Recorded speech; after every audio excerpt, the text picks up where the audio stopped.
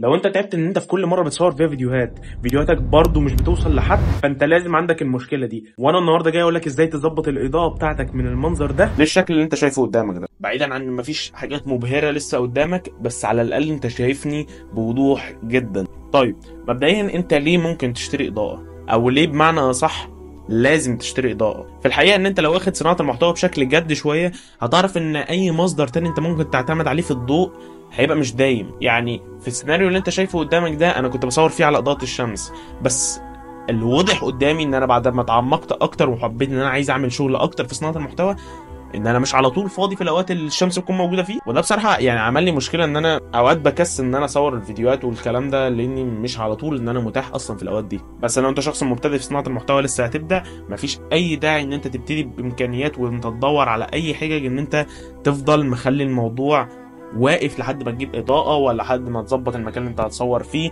انا صورت في كل مكان، تقدر تخش على قناه اليوتيوب هنا تشوف كل الاماكن اللي انت ممكن تتخيلها انا صورت فيها في البدايه. والمختلف في الفيديو ده ان مش ان انا مجرد ان انا هعرفك ايه الاضاءه او ايه الحاجه اللي انا استخدمتها في الفيديو ده، لا، المختلف في الفيديو ده ان انا اخدك معايا خطوه بخطوه. هنبتدي ان احنا نشوف احنا دلوقتي عندنا مكان بايظ مش عارفين نعمل منه اي حاجه، نشوف ايه الحاجات اللي احنا هنحتاجها اصلا من اول ما نروح نشتريها لحد ما نظبطها زي ما انت شايف كده. كل حاجه حرفيا لحد الرسومات اللي انت شايفها دي كده هقول لك ازاي اتعملت. تعال نشوف يلا احنا هنبتدي وهنعمل ايه، وهنجيب الحاجات اللي احنا هنشتريها دي ازاي، وهنركبها ازاي اصلا. طيب اول حاجه احنا محتاجين نشوف ايه نوع الاضاءه اصلا اللي احنا هنجيبها. لو احنا قعدنا نحلل نشوف ايه الانواع الاضاءه اللي انت ممكن تستخدمها كصانع محتوى، هتلاقي ان قدامك اختيارات زي الرينج لايت، السوفت بوكس، او حتى الكشافات. الفكره ان هي تكون اي نوع اضاءه يخلي الاضاءه سوفت زي ما انت شايف كده، الموضوع ما يبقاش شديد فيخلي وشك او منظرك لاسع. حتى في بعض الناس عملت الموضوع ده بلمبه او عملتها بشكل ما كده بطريقه يدويه، فالموضوع حرفيا مش ما فيهوش حاجه صح وحاجه غلط. بس انا النهارده انا هقول لك افضل حل من وجهه نظري واللي انا هشتغل بيه معاك. افضل حل بعد ما انا دورت في كل ده لقيت ان اكتر حاجه ممكن تفيدني في موضوع الاضاءه هو ان انا اشتري سوفت بوكس. طيب انا بعد ما دورت دلوقتي لقيت ان اكبر شركه موجوده في مصر عشان موضوع الاضاءه والحاجات ديت هي جنرال. فدخلت على الويب سايت بتاع جنرال وطلبت المنتج،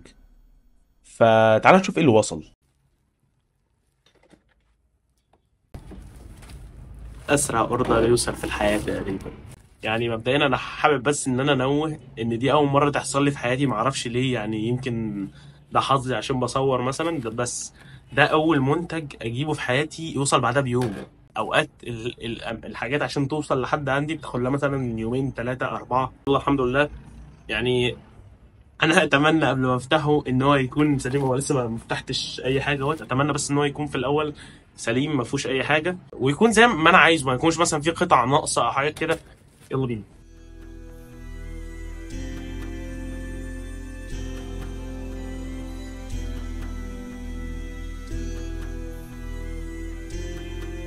يا جماعه البتاع مقفول بطريقه غريبه قوي، مش عارف، يعني اول مره اشوف حد مقفل اي منتج بالطريقه دي.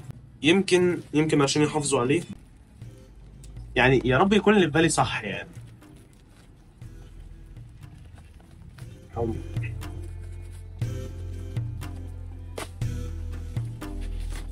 يا رب يكون اللي في بالي صح.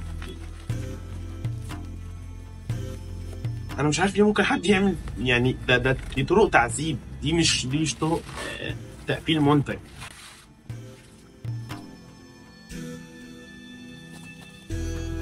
بدايه مبشره قوي بصراحه.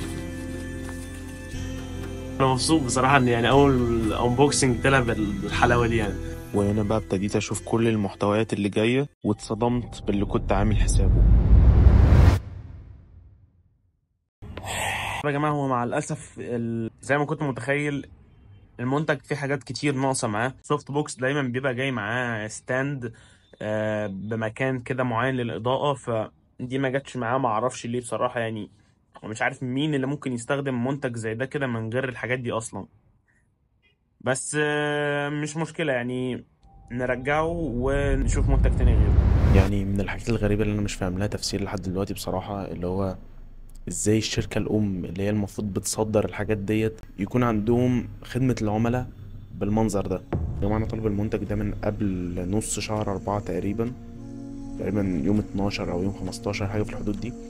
النهارده احنا 8/5، انا لسه معرفتش ارجع المنتج، وده يمكن دي حاجه اخرتني شويه ان انا اعرف اصور الحلقه دي كمان. فلما لقيت ان الموضوع بالطريقه دي قررت ان انا هشتري من مكان تاني خالص. وليه بقول الموضوع ده؟ بقول الموضوع ده علشان لو انت ناوي ان انت تروح تشتري حاجه زي كده، انصحك ان انت ما تفكرش ان انت تروح تشتري منهم بشكل مباشر، لان عايز اقولك ان انا الحاجه حتى اللي انا اشتريت من موزع تاني اللي هو بالمناسبه كان العبد ستور، كانت برضو جنرال. بس يا جماعه شتان في اختلاف خدمه العملاء تماما، سواء من اول ما جبت الحاجه او مساعدتهم اصلا في اختيار الحاجه، او التاكيد على المنتج، او التاكيد على الوقت اللي هيجي فيه الحاجه، شركه الشحن، حتى الحاجات البسيطه جدا اللي الواحد ممكن يبقى عامل حسابه ان هي المفروض تبقى مع اي شركه، لا الموضوع ده ما كانش موجود معاهم هناك. انا عارف اني يمكن طولت في الموضوع ده، بس دي كانت نصيحة مني ليك، ان انت لو ناوي ان انت تشتري حاول ان انت تبعد انك تشتري منهم بشكل مباشر. وطبعا لو انت بره مصر اصلا بلاش ان انت تشتري برضو من على الويب سايت بتاعهم. دلوقتي بقى خلينا ننتقل للمنتج الاساسي ونرجع لموضوعنا تاني. بعد ما اشتريت السوفت بوكس، واللي بالمناسبة كان تركيبه سهل جدا، كل الموضوع ان انت بتركب بس المفصلات كلها على بعضها، وفي الاخر بتوصل القطعة النهائية ديت بلمبات. وحاول ان انت ما تسترخصش في اللمض اللي انت هتجيبها عشان ما تضيعش قوة الحاجة اللي انت جايبها بقى في الاخر.